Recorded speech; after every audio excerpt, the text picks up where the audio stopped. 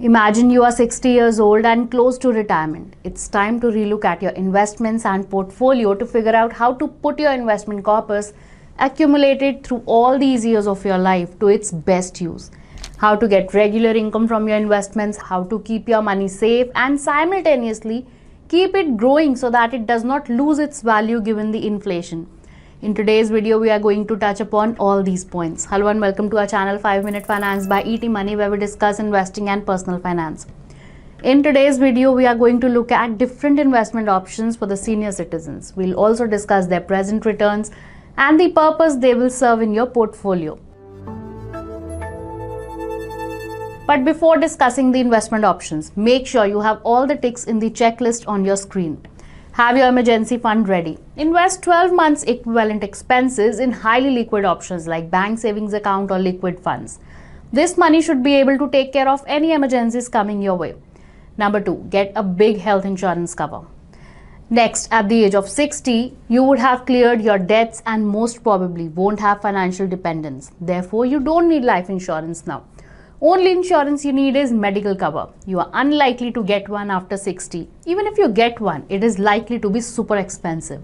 So better to acquire a big medical cover before turning 60 or otherwise keep some money aside to meet medical emergencies. Number 3, diversify your investments.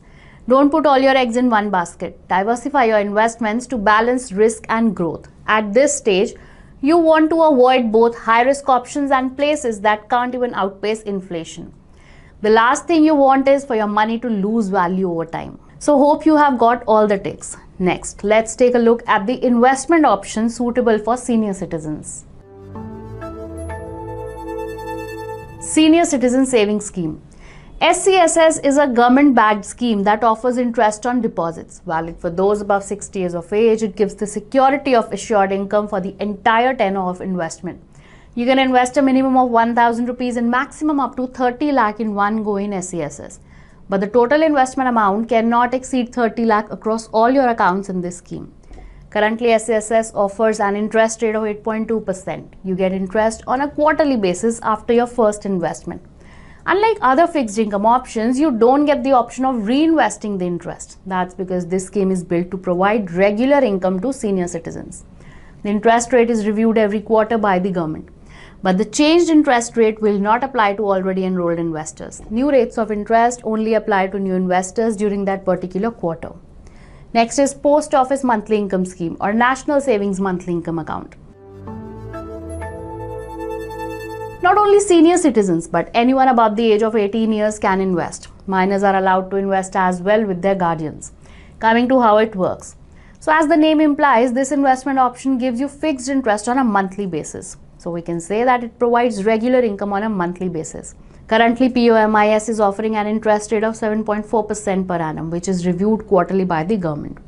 The minimum investment amount is 1,000 and you can invest a maximum of 9 lakh in one go if one invests under single name, or rupees 15 lakh if one invests under a joint account. The investment tenure is 5 years. Then we have Senior Citizens Fixed Deposit Scheme.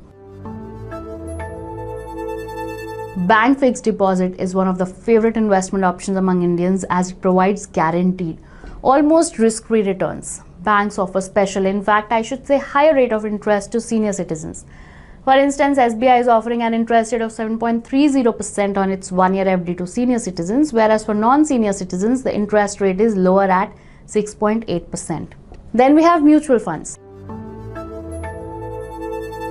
Now, broadly, there are 3 categories of mutual funds: equity funds, debt funds, hybrid funds. In very simple terms, equity funds invest in stocks, debt funds invest in debt instruments, and hybrid funds invest in a mix of equity and debt as per the market movement. Let's cover them quickly one by one. Earlier in this video, we spoke about creating an emergency fund. Debt funds like liquid funds, overnight funds can be useful to park your emergency funds. These funds invest in very short-term securities like overnight funds invest in papers which mature in 1 day. Liquid funds invest in papers which mature in up to 91 days. So they are safer and hence suitable to park your emergency fund. Coming to equity funds that invest in the stock market.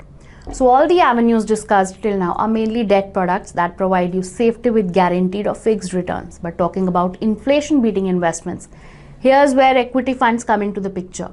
Also, if you think about it, you would not require all your retirement corpus at once as soon as you retire, right? So equities are useful to invest that portion of your accumulated corpus that you may not need for say 10 years or even longer, coming back to outperforming inflation.